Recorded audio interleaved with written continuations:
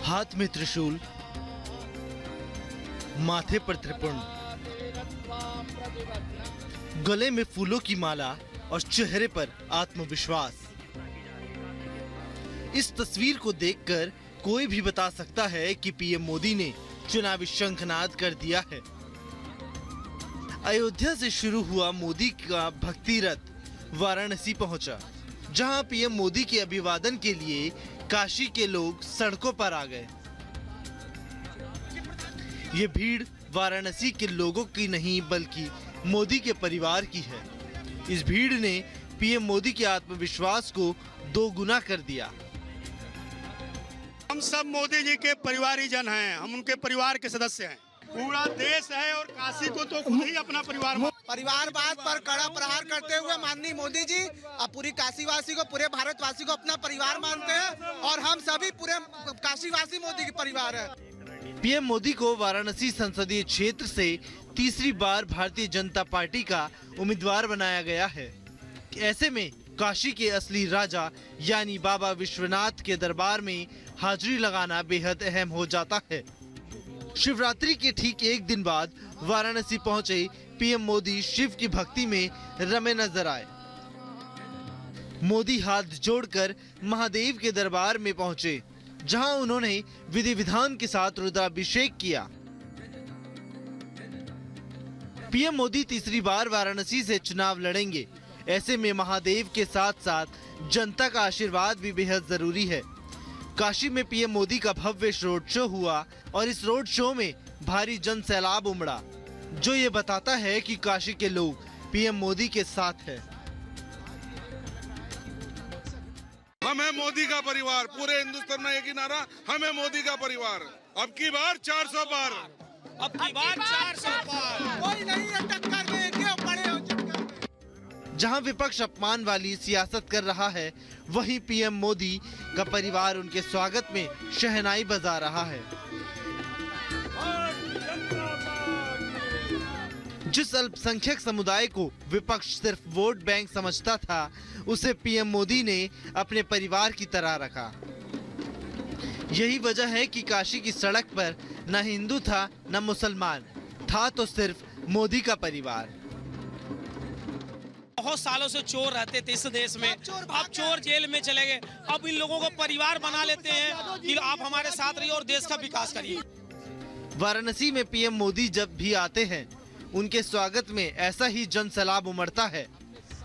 2 बार काशी के लोगों ने पीएम को भारी मतों से विजयी बनाया था और स्थानीय लोगों का ये जोश देखकर अंदाजा लगाया जा सकता है कि पीएम का विजय रथ ऐसा ही आगे बढ़ेगा। पीएम मोदी ने विकास की गारंटी पर अब की बार 400 पार का लक्ष्य रखा है। काशी के लोग भी विकास के नाम पर वोट करने का मन बना चुके हैं। अपने परिवार को छोड़ करके आज हम देश की सेवा कर रहे हैं और सबके अंत्योदय आखिरी पायदान पे जो खड़ा है उसकी चिंता करते हैं। जो अन्य योजना गरीबों के लिए कार्य करते हैं, सारे देश को एक रूप से देखते हैं। हिंदू मुस्लिम सिख ईसाई, कोई जातिवाद नहीं, कोई परिवारवाद नहीं, केवल वो अपने लिए नहीं देश के लिए करते हैं।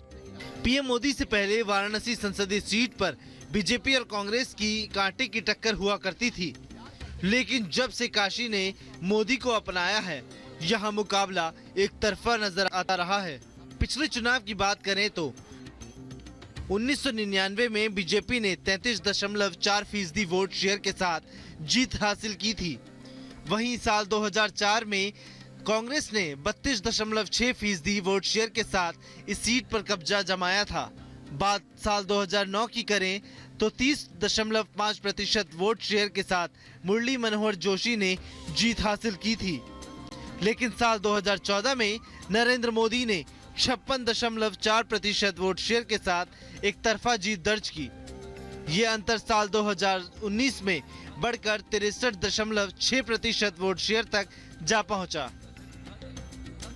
सियासी पंडितों की माने तो आस्था की लहर और विकास की गारंटी के दम पर तीसरी बार भी पीएम मोदी की जीत पक्की मानी जा रही है। बस देखना ये होगा कि इस बार जीत का अंतर क्या होगा। पहले राम मंदिर, फिर कल्की धाम, उसके बाद मूल द्वारिका के दर्शन और अब बाबा विश्वनाथ के रुद्राभिषेक ने पीएम मोदी के लिए सत्ता की राह को आसान बना दिया। जहां विपक्ष लगातार हिंदू आस्था पर चोट कर रहा है, वहीं करोड़ों सनातनी पीएम मोदी से जुड़ रहे हैं। पीएम मोदी ने त्रिशूल उठाकर मानव विपक्ष को बता दिया हो, जब तक वो है सनातन और 140 करोड़ देशवासियों की आस्था सुरक्षित हाथों में है। Bureau report, Republic Bharat. तो बनारस की तमाम अहम तस्वीरें आपने देखी। अब बात आजमगढ़ की करेंगे और आजमगढ़ में आज प्रधानमंत्री नरेंद्र मोदी रहने वाले हैं, जहां पर तमाम विकास परियोजनाओं का उद्घाटन और शिलान्यास होगा। 14 एयरपोर्ट का तोहफा पूरे देश को मिलने वाला है। लेकिन आजमगढ़ की सीट बीजेपी के लिए इतना खास क्यों है? इस आजमगढ़ की सीट का आखिर पूर्वांचल के लिहाज से अगर देखें तो समीकरण क्या कुछ कहता है, इस रिपोर्ट के जरिए आपको बताते हैं।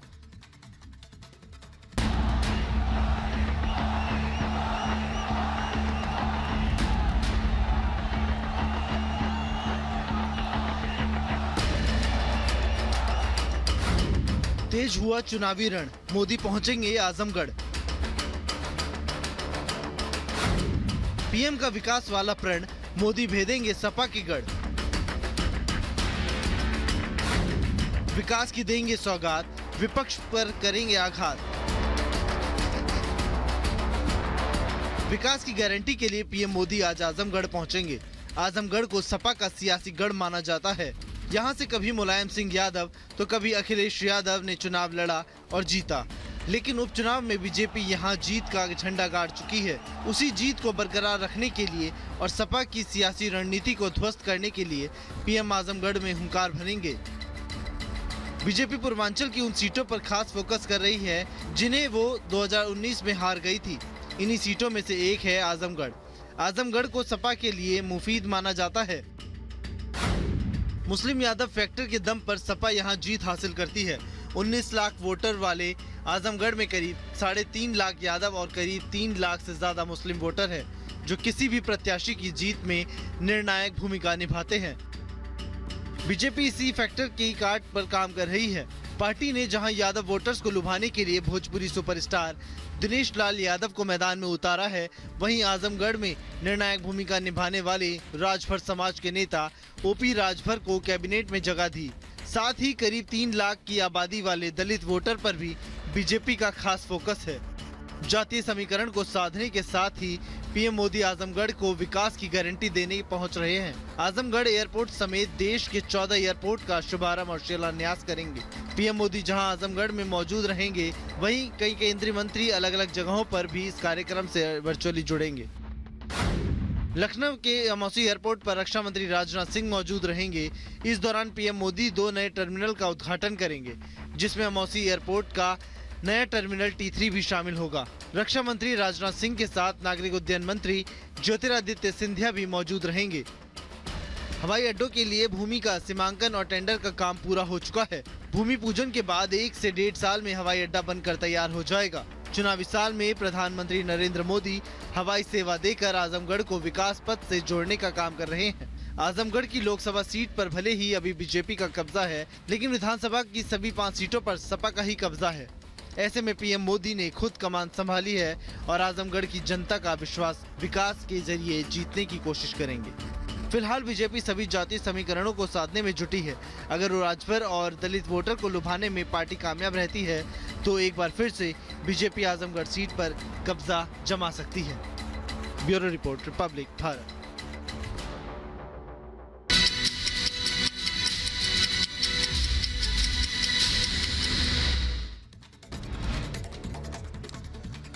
उत्तर प्रदेश के अंबेडकर नगर में देर रात बड़ा हादसा। डबल डेकर बस अनियंत्रित होकर पलटी, हादसे में 1 की मौत। डबल डेकर बस पलटने से कई यात्री घायल, 6 यात्रियों को अस्पताल में कराया गया भर्ती। बस में 26 यात्री सवार थे। उत्तर प्रदेश के बहराइच में ईंटों से भरा ट्रैक्टर ट्रॉली पलटा। ट्रैक्टर के नीचे दबकर एक मजदूर की मौत, जबकि 2 लोग गंभीर रूप से घायल। यूपी के सहारनपुर में नाबालिग से दुष्कर्म का आरोपी गिरफ्तार। 2 दिन पहले दुष्कर्म की वारदात को दिया था अंजाम। सीसीटीवी की मदद से पुलिस ने आरोपी को गिरफ्तार किया। दिल्ली के सीलमपुर ब्रह्मपुरी में सार्वजनिक शौचालय में गोलीबारी, गोली लगने से एक की मौत, एक गंभीर रूप से घायल। यूपी के मथुरा में आबकारी विभाग की टीम ने अवैध शराब फैक्ट्री पर छापेमारी की। मौके से 2 तस्करों को गिरफ्तार किया। भारी मात्रा में अवैध शराब बनाने के उपकरण बरामद किए। पीएम मोदी ने लोकसभा चुनाव से पहले काशी विश्वनाथ धाम में की विशेष पूजा। वाराणसी से तीसरी बार लोकसभा चुनाव लड़ रहे हैं प्रधानमंत्री मोदी। बाबा विश्वनाथ मंदिर में पूजा अर्चना के बाद पीएम मोदी ने उठाया त्रिशूल। मंदिर परिसर में विजयी मुद्रा में पीएम मोदी ने दिखाया त्रिशूल, लोगों का अभिवादन किया। पीएम मोदी आज यूपी को देंगे 42,000 करोड़ की विकास परियोजनाओं की सौगात। आजमगढ़ एयरपोर्ट समेत देश के 10 एयरपोर्टों का भी करेंगे शुभारंभ। पीएम मोदी आज आजमगढ़ से वर्चुअली लखनऊ के अमौसी एयरपोर्ट के टर्मिनल 3 का भी करेंगे उद्घाटन। इस दौरान अमौसी एयरपोर्ट पर रक्षा मंत्री मौजूद रहेंगे।